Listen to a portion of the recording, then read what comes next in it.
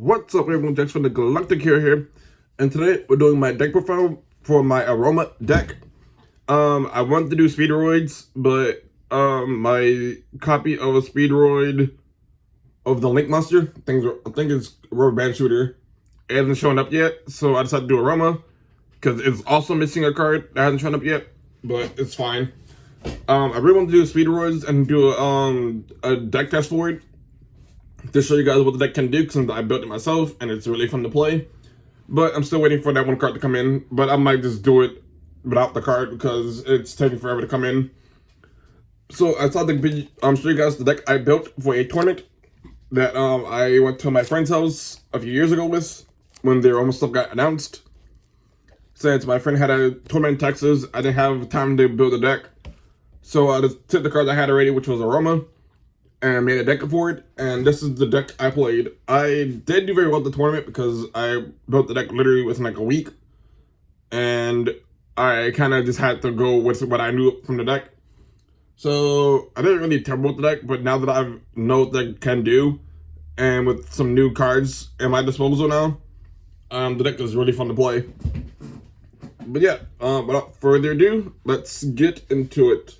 Also, by the way, I am missing one card for the main deck and one for the extra, but I have a replacement for the extra though. For the main deck is one card, but it doesn't matter because this deck is 42 cards anyway, so it doesn't really matter if I'm missing one card or not. But it is an important card though that you should want at least one copy of.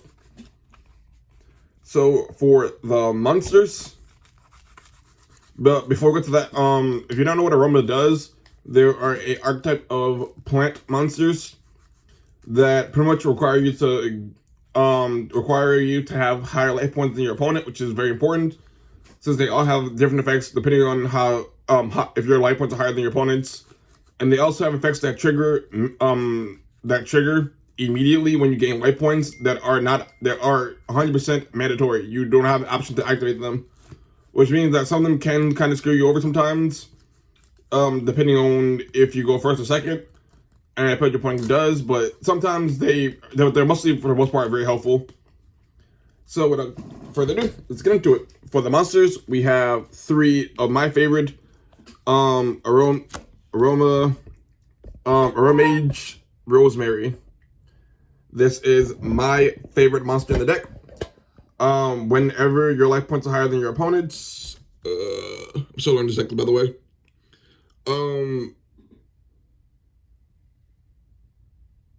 Whenever, if you go back, kind of like that for a second.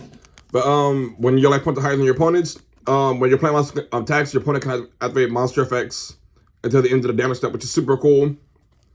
And when you gain life points, you target one face of monster in the field and change the battle position, which can mess you over too if your opponent has no monsters in the field and you have to change your own monster's battle position. It does suck, but sometimes it's kind of just, you just need a body on field. She's my favorite monster in the deck, by the way. I love her so much. I tried running two of her, but sometimes you just need the name for your synchros. So I ran three of her. Next is one of the newer cards. 3 AROMA Mage Margin. While your life points are higher than your opponent, you take no battle damage from attacks involving your plant monster, which is super cool. Also, whenever your plant monster is destroyed by battle, I think it's battle actually.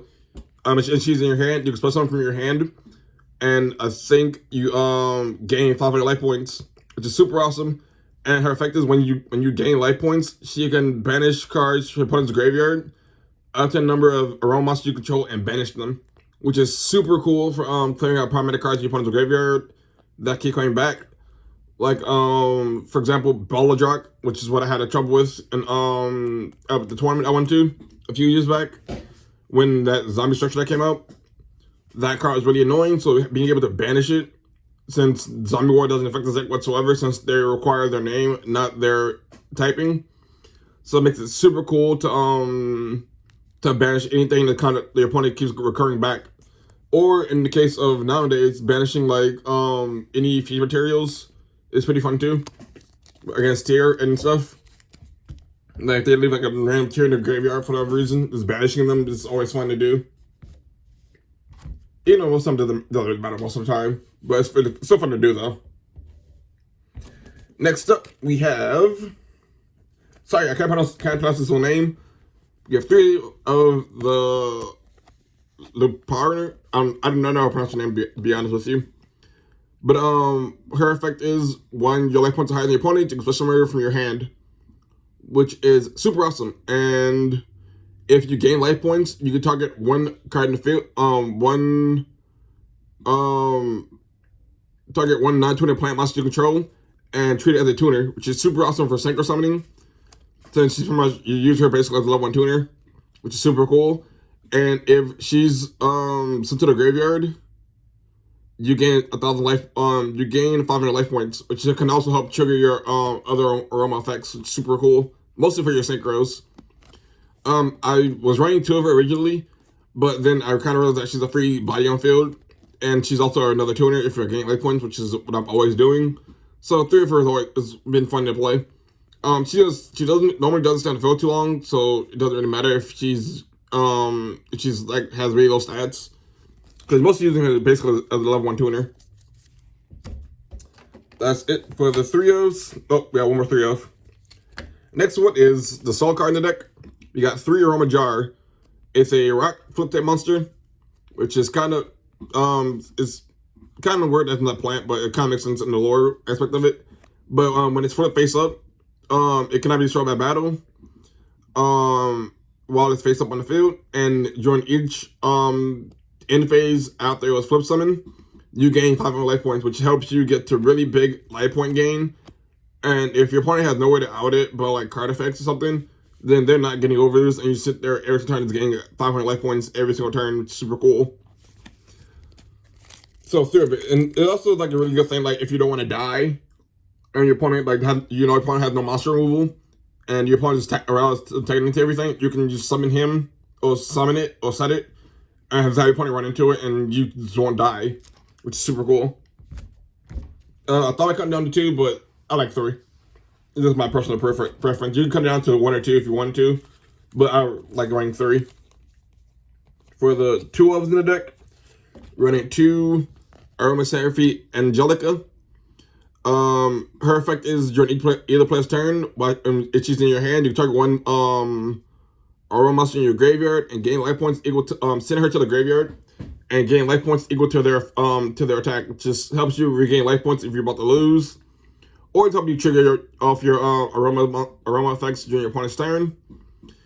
And while your life points are higher, you can special summon her to the field basically, but banish her when she leaves the field, which is kind of good for like recurring like if you need a level 1 tuner for like your synchros, which is super cool. Or if you need a body for like link summoning or something, she's super helpful. I mostly use her for her first effect. Her second effect does come up quite a bit. Like I said before, I use the other level 1 as my tuner mostly. This one's kind of just like more of a backup option if I need it at any moment in time. Super cool. And for the last 2 of in the deck, 2 Jasmine. Her effect are during your main phase, if your life points are higher than your opponent's, you can normal summon 1 plant monster in addition to your normal summon / set. Except for herself, which is super cool, helping you get like pretty much with her, she's a free link too, which is super awesome. And if you gain life points, you can draw a card. It just helps you just get free draws and stuff, hand size. Super cool. I was really running 3. 3 kind of was too cloggy, so I cut down to 2, and it works just as well, so it's whatever. Now for the 1-Os in the deck. 1 Behemoth. Him, when your life points are higher, your plant monsters can you control can attack it. It's pretty much gives all your plants piercing damage. And if you gain life points, it gains other attack and defense points to end your opponent's turn, which is super cool. But I don't ever summon him. He's mostly kind of like my foolish barrier target that I use for Blessed Winds. The kind of special from Blessed Winds, which is pretty cool. But other than that, he's mostly used on to foolish barrier him as soon as possible, so you don't draw into him. And 1 of her, where your life points higher than your opponent's. Face up monsters your opponent controls lose fire attack and defense, which is pretty mediocre, but helps you since your monsters are mostly really weak. Helps you get over like problematic monsters most of the time, or kind of help you like get like slightly bigger than them so you can attack over them. And if you gain life points, target one spell check card your opponent controls and return it to the hand. It sucks that it doesn't destroy them, but like some cards like that, you know that if like your opponent has something that you probably don't want to play around, like a floodgate or something, you can bounce attack to the hand with this and have them and kind of like not to worry about it anymore. With her, you don't really summon her too much because she's not really that important. You can cut her if you want to, but I use her as a name mostly. And then we have one of this card. This isn't a AROMA monster. We got one fairy dragon. It's a dragon tuner, level 5, I think. Yeah, level 5. Pretty much what it does is its opponent's like hand trap that whenever you take battle damage, you can special them to the field and either gain life points with the battle damage or inflict battle damage to your opponent, which helps you pretty much stay alive most of the time by summoning defense position is either gain life points to trigger off your AROMA effects, or to help you close out games. If your opponent's life points are lower than yours, you can summon her, inflict damage to your opponent, and kill them, depending on how much damage they dealt to you. I've run mini games with this card. I originally was running 2 of it, but one was fine because I wanted to try running Golden Ladybugs, which I don't have any. But if I had Golden Ladybugs, I would probably run 2 Golden Ladybugs along with this, and have like a 44 card deck because I like Golden Ladybug. Is free life points every single turn. That's it for the monsters. Like I said before, if you have 2 Golden Ladybugs, you can probably slide it in somewhere in the deck by taking out. If you have 2 Ladybugs, Golden Ladybugs, and we're trying to figure out what to take out, I would take out these 2 for Golden Ladybugs if you wanted to. Since Golden Ladybug just Ember Phase, you reveal it, and it stays revealed your entire turn, but you gain like 500 life points or something like that. You gain like X amount of life points, which is super cool. But if you have Golden Ladybugs and want to change out for that, do it because it's very useful. For the spells, we have 3 AROMA Garden. What this card does is once per turn, if you control it in the AROMA monster, you gain 500 life points. And also, all monsters you control gain 500 attack and defense to the end of your opponent's next turn. Super awesome for helping you get over bigger monsters, help you kind of boost all your monsters up by like 500 attack and defense. Super cool. And if in a face-up AROMA monster you control destroy a battle or card effect, destroy a battle or card effect to the graveyard, you gain 1,000 life points, which is another thing help you survive if your opponent about to OTK you. I have played a game where I've almost been OTK 3 times, but survived on like 100 life points, and was able to get my life points back up to like over 10,000. It's super cool. This card is very helpful as a field spell. 3 of it is you can run 3, which I like doing because I like running multiple copies of the field spell because people usually destroy them. But if you want to, you can probably come down to like 1 or 2 and still be pretty fine with it. You don't really need the field spell too much. It just helps you with gain 5 life points, boost your monsters up, and kind of help you just stay alive. So if you want to cut it, you can down to like 1 or 2. But I like running 3. Next up, we're running 2 copies of AROMA Gardening. What this card does is if a monster is if you normal summon in an AROMA monster, except in dive step, you can gain 1,000 life points, which helps you automatically trigger your AROMA monsters, which is super awesome. And when your opponent declares an attack, you can while your life points are lower, you can summon 1 AROMA monster from your deck, which is super awesome. Since if you didn't trigger that effect during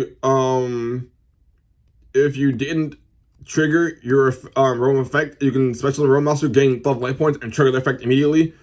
With this effect, I usually summon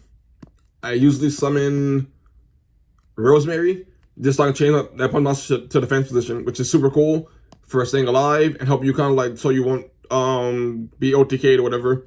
Super cool. I've had this card fail me 1 time before because I kind of messed up with my sequencing and ended up killing myself by accident. But that's fine though. Still pretty cool, good card though. 3 of it was you can run 3. I just only had the 2 copies of it.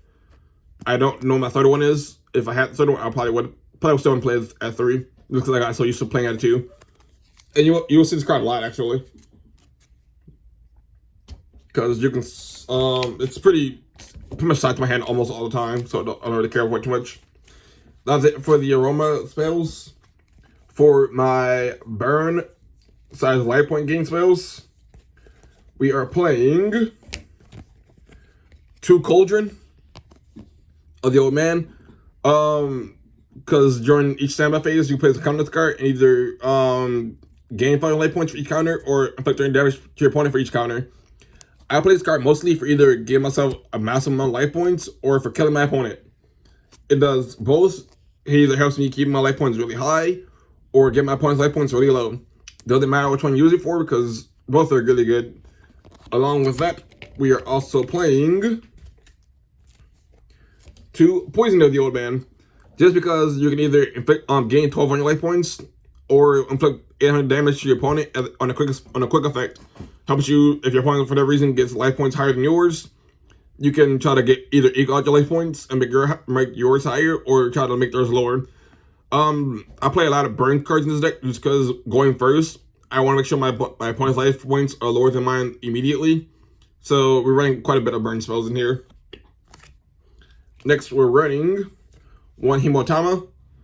Inflict fire damage to your opponent. That's all it does. I like it because it's really funny. 1 Ukazi, which inflicts 800 damage to your opponent.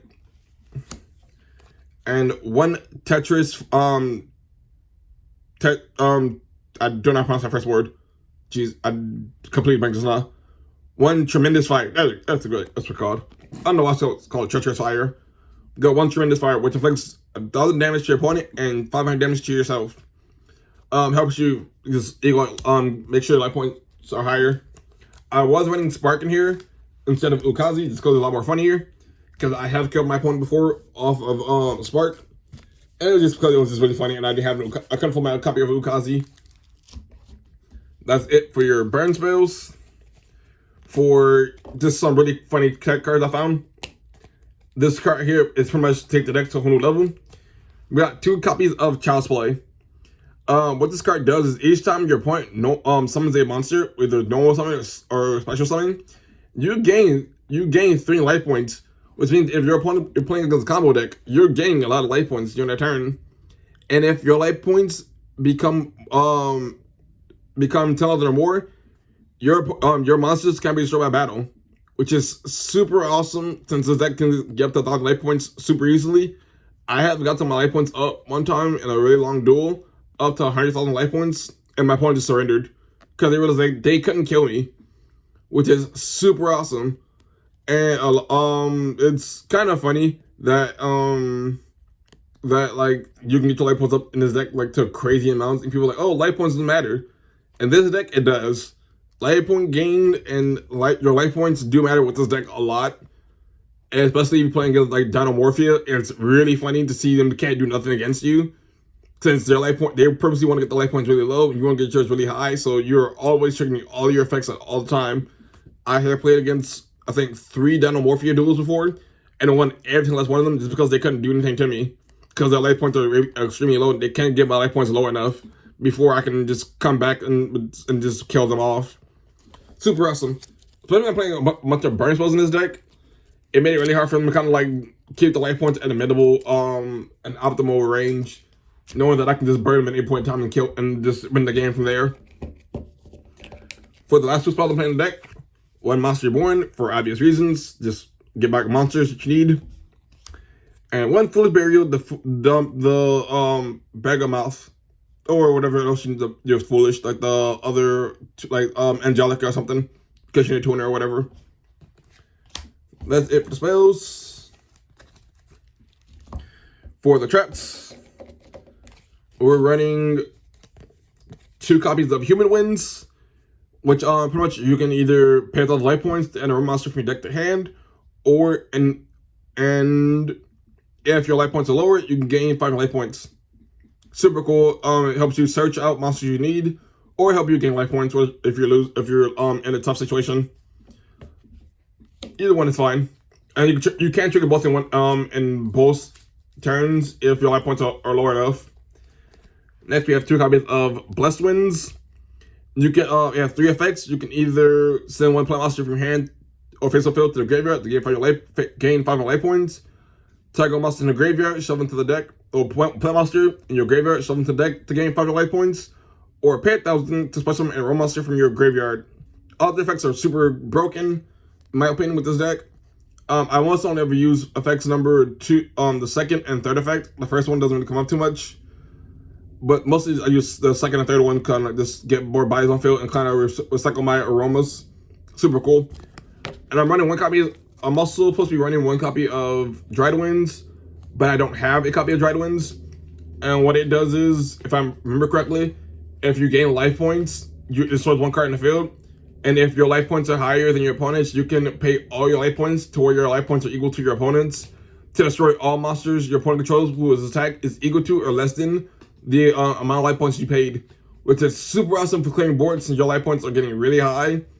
And if your opponent's monsters can't be destroyed by if they can be destroyed by card effect, then pretty much they all die. But if they can't be targeted or destroyed by card effect, then it's kind of a waste. But at the same time, though, it's like you're destroying all the other cards in the field, so it doesn't really matter for the most part. And you can get all your life points right back anyways, so it's like it's super awesome. But that's pretty much, I don't have the 1 copy I need because it's still in the way somewhere. I'm not sure if it got lost or something, but it should be coming soon, hopefully. Next, for our last 2 trap cards, 1 Rivalry. Since everything you control in here is mostly plants, except for like maybe the 1 rock in the deck, like a couple dragons and other things in the extra deck, but for the most part, everything plays plants, so you can play in the Rivalry pretty easily. And then the 1 Solemn Strike, because negation. That's all there is to it. That's it for the main deck. I like the main deck. I pretty much wouldn't touch it. It's up to you though if you want to change out some things. But I like it. If you feel like you need to change something, let me know, because I like to hear your guys' opinion on things. For our extra deck, we have excuse me, 3 Aromatherapy Rosemary. She's level 5, which means that Rosemary and Angelica, or the other level 1, can make her pretty easily. And when your life points are higher than your opponents, all play monsters you control gain fire, attack, and defense, which along with the field spell, boosts everything up you control to like 1,000 plus 1k. Super awesome. And once per turn, if you gain life points, you target 1 face-up card your opponent controls and negate its effects until the end of the turn, which is super cool. It sometimes does kind of suck when you have to negate something that you don't want to negate, just because your opponent either made you gain life points with like upstart, or you accidentally gain life points to like some convoluted effect or something. So it does kind of suck sometimes, but for the most part, she's still pretty good though. For the next, for the last AROMA Synchro, playing 3 copies of the new card, or not the new art card, Sweet Marjoram. She's also just Marjoram plus a level 1 tuner, which is super cool. And what she does is, if while life points are higher than your opponent cannot target opponent monsters you control with card effects. Pretty much gives all your cards basically in the deck blanket protection from card effects, which is super awesome. And when she's what's she sync something, right?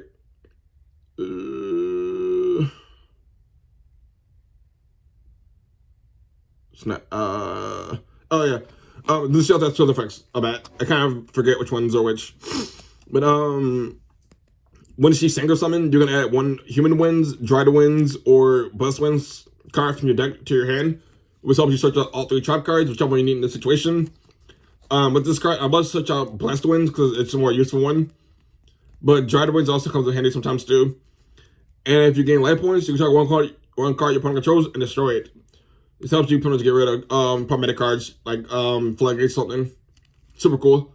It also does help you get rid of Zombie World too, because sometimes this deck does struggle against Zombie World, even though they don't really require quote unquote plants and they rely on their name. But sometimes some cards do require you to have plants, and not having plants kind of screws you over sometimes. So you do want to destroy Zombie World as quickly as possible sometimes. But that's it for the AROMA Synchro monsters. For the last one, Master Plan extra deck is 2 copies of AROMA Seraphine Jasmine. She's a Link 2, and Jasmine herself is pretty much a Link 2 by herself because she can normal summon herself. If life points are higher, you can normal summon another monster. That's pretty much link both off to get her super easy. What she does is, while your life points are higher than your opponents, this card, any monster it points to, can have a start a battle. Super awesome. She helps you protect your synchro monster if someone went to each zone. Makes sure so that your monsters can destroy a battle, which is super awesome. And you contribute one monster she points to. To place one play monster from your deck in the face position, which helps you get any card you need from the deck for whatever reason. Super cool. And if you gain life points, you can add a play monster from your deck to your hand, which helps you start another search thing. All around, she's a really good card for like any situation. And I would not cut her down. I would thought about running 3 of her, but 2 is probably fine because you don't really link summon this deck too much. You mostly want to synchro summon. So 2 is probably fine in this deck. That's all for the Aroma monsters. I'm playing the one Borolo Dragon. This was supposed to be Boar Sword, but my only copy of Boar Sword, the only 2 copies that have a Boar Sword, one is in my Insector deck, and the other one is in my Rocket deck. So I need a 3rd one. But I would run Boar Sword to help you close out games because it's an OTK machine. And pretty much you can climb the deck pretty easily, but it's also up this to there to like close out games if you need to for whatever reason. But like I said before, under Rivalry, it kind of sucks summoning them because they're dragons. So it kind of sucks sometimes, but if you don't have it and your opponent's not locking you under something, summoning Boar Sword in close out games is really fun. Next is the one Black Rose Dragon because it's a free board nuke. That's pretty much all I'm playing it for in the deck. It's just a board nuke if I'm playing a bunch of floodgates or something. Next is the one Dawn Dragster for negation. That's all I really needed for. Nothing more than that. One Draco Berserker of the Tinny because it destroys monsters at quick effect speed. Super awesome. Any other effects don't really come out too much. It must use it for it's destroying cards, which is super cool.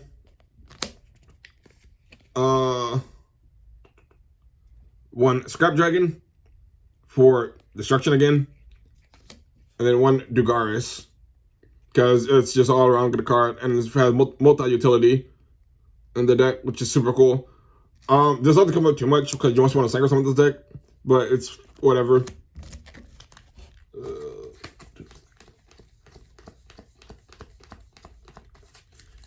What's the 15th card? I'm missing a card in the extra deck. I don't remember what card it was. What card was it? I don't remember. Just some other card I playing in the extra deck. I don't remember what card it was. Kind of take it out for kind of need it for another deck. But for the 15th card, you can run any nightmare card you want, like Phoenix, because it's just all around good card. You could run. Oh, that's what card it was. It was this card. It was her. The Empress of Balloons. Because it gains 40 life points, gains 40 attack points for all of your plant monsters you control, except herself. And your main phase, you target one, especially one level 5 or higher plant monster from your hand or graveyard, which is super cool. Helps you back your synchro monsters. I don't have a sleeve for whatever reason. It wasn't sleeved. So I'm asleep right now, I guess. Whatever. But she's really good card in the deck though. I don't know why she was out of the deck. I took her out for something, but I'll post it back in, but I forgot to. Bad about that. But that's just a really good card though for getting your synchro monsters or back your Bag-O-Mouse or Marjoram. Super cool. But yeah, that's it for my Aroma deck.